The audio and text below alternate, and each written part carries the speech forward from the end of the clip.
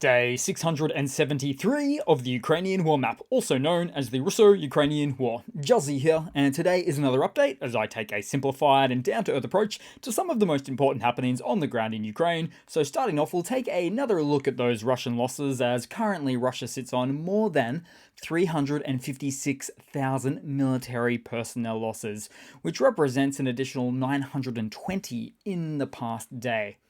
Then, as for Russian hardware losses, a truly whopping 27 tanks, with a flood of footage to boot. I even popped one up in my Patreon page just earlier, and I'll show you some more soon.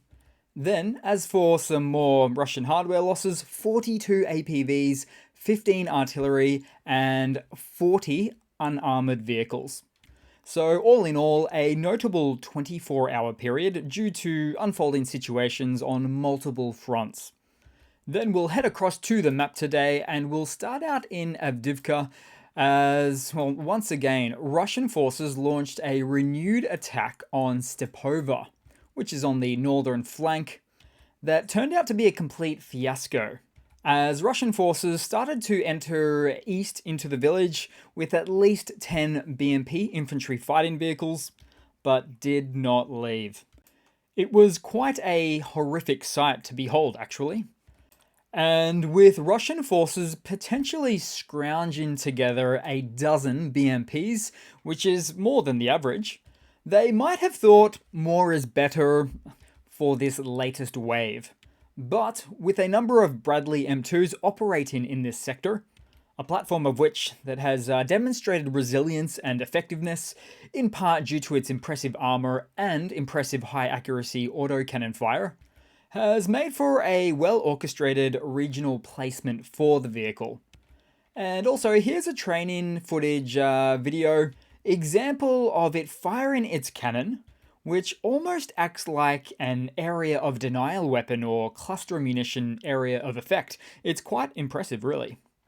Then we head down to Marinka, where the big news for Russia and its propaganda campaign that really exists right now. So, as Russia has had such an amazing success taking the final outskirts of Marinka, truly allowing them to officially claim capture of the settlement, with Putin wasting no time expressing his gratitude to the Russian military as he praised their efforts and fine work. But what he failed to mention was that it took 2 years for his military to push a measly 2 miles to capture this place. And I'm not even joking, we can see this on the map.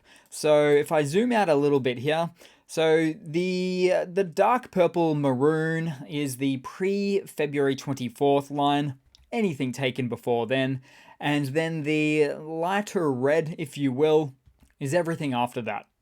And I say 2 miles because let's have a look at the ruler. Let's just pop it there and pop it there. So 3.27 kilometers, almost exactly a push of 2 miles forward. In fact, to even be more fair to the situation, as including the eastern outskirts of the village, which Russia got its hands on way back in summer of 2015, you could indeed make the argument that it's taken the Russian army 8.5 years to traverse such a small distance. What a first-rate army Russia is, when taking on their directly next-door neighbour on a largely flat-planed terrain. But again, I doubt that Putin actually put any of that in context. But my highest hope is, in fact, that Russians back home just pull out one of these regularly updated war maps. I don't even care if it's slightly misleading and the Russian version of this map, because either way, it's pretty clear that this has been one grueling and messed up special military operation for them. Oh, and I might add to that, that with Marinka being a frontline location for almost a decade now, it's pure rubble. Even still, take a look at them on the Russian state media channel Russia 1, as they really seem to push this Pyrrhic victory as some sort of success. Then, just moving a little bit more south, as Ukrainian forces repelled a large-scale assault east of Novomikhailivka, destroying several assault groups of the Russian forces in the process. And you may remember this location, where Russian forces on their eastern assaults actually came up against a bottleneck or a choke point of sorts, as they've been wedged between two rivers, making for a bit of a difficult offensive in the east of the town. Then moving along, so somewhere in the east, we saw two M142 HIMARS launchers firing a salvo of 8 GMLRS missiles against Russian positions in eastern Ukraine, as they are still the weapon of choice for many close-range targets. Then, being somewhat of a tank loss day for Russian forces, I'll show you some examples of what transpired here. So, with this first tank loss, a Russian T-90M variant main battle tank with an entirely beautiful cope cage upgrade on top was hit by a Ukrainian FPV drone, causing the Russian tankies to disembark. Then, shortly thereafter, the tank was finished off. So, $400 Ukrainian drone and $4.5 million Russian tank. That of which the T-90M is their best available tank. Then, as for another tank loss, so this one also hit by a Ukrainian FPV drone, making for a turret toss estimated to be at least 100 meters or about 330 feet high, which occurred just after the detonation of the ammunition chamber. So this one's got to be in the top 3 for the ongoing turret toss competitions.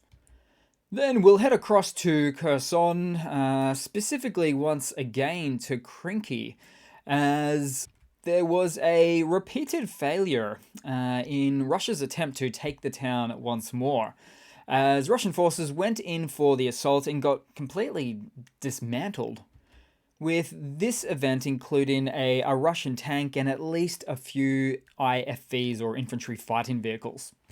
Then we briefly move to Crimea, as after the loss of the Russian landing ship in Feodosia, the port, just 2 days ago, it was also now reported that Russia's UTS-150 training vessel sank.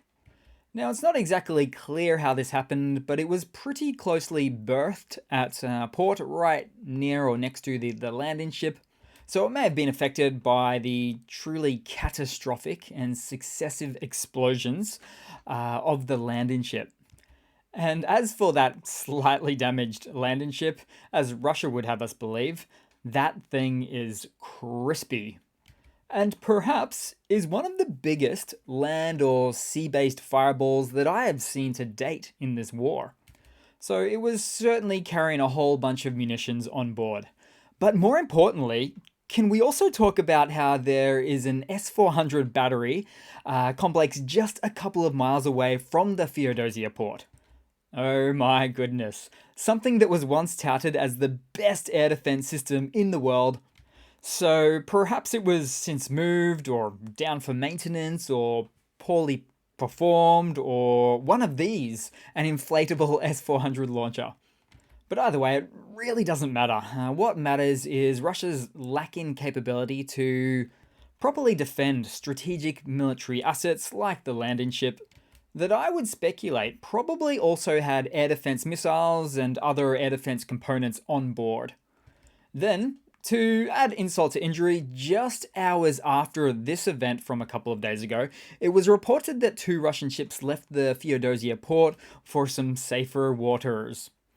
Then we'll head across to some news for today. So the United States has announced its final military aid package for Ukraine for the year of 2023, amounting to $250 million US. And so the package includes additional ammunition for NASAMS and HIMARS systems, also Stinger aircraft missiles, as well as artillery ammunition of 155 and 105mm caliber, among other things. Then in some other news, the UK's Foreign Minister and former Prime Minister, who has barely aged a day, David Cameron, announced that the UK will not reduce military aid to Ukraine and will make it a multi-year commitment. Then moving across to some Russian hardware news. So Russia is to bring out the Cold War era Bereave B-12 amphibious aircraft to the Black Sea on apparently the mission of search and destroy for Ukrainian drones. And so, for a plane that has been long retired from military service and was actually first designed in the 1950s, so we're talking really early days Cold War era stuff here. Though my concern would be that these unmaintained creatures will fall out of the skies over the Black Sea either from natural causes or friendly fire from Russian air defenses or even from the Ukrainian drones, which are the very things they're supposedly designed to protect against. Then, as for some more Russian hardware news updates, there are continued reports of the usage of low-quality North Korean artillery shells by the Russian forces that are leading to more destruction of their own artillery platforms. And this comes at a time where Russia continues to have an insatiable thirst for the North Korean supplied goodies, as it's been reported that there's been even more recent deliveries from North Korea to Russia for these questionable munitions. So it's either the case that the Russian MOD does not know about this low quality of the actual artillery shells, or just does not care. But more importantly, I would say, the presence of these North Korean artillery shells at the front lines rather than in Russian stockpiles likely indicates a reduction in Russia's artillery reserves, as Russia has heavily leaned on its artillery advantage in the Ukraine invasion, reportedly having a significant superiority in heavy guns earlier just this year in 2023, but that no longer appears to be the case even with these deliveries. Then moving across to a Russian military mobilization blunder segment as part of a bit of a shorter video today. So a man from the Volgograd region of Russia who was drafted into the military service was reportedly wounded after being mobilized. Then, instead of receiving a promised compensation of 3 million rubles, which is about 30,000 US dollars or so, he and his family was instead given 2 buckets of carrots and a bag of onions. So yeah, sure, I'll take that deal any day. Then moving across to a quick funny to round it all off today, guys. So the Russian propaganda car with an ICBM on top with the inscription that loosely translates into "For Washington" never made it to its destination and crashed into a pile of snow instead. Now I do believe the fake ICBM prop, which is an intercontinental ballistic missile, has been around since Soviet times. And in this instance, I suspect it's been taken out of storage and has been driving around Russia, but also Russian-occupied Crimea in the more recent times. But like anything, for instance, in the Russian military, I suspect the vehicle itself was also long overdue for a bit of maintenance.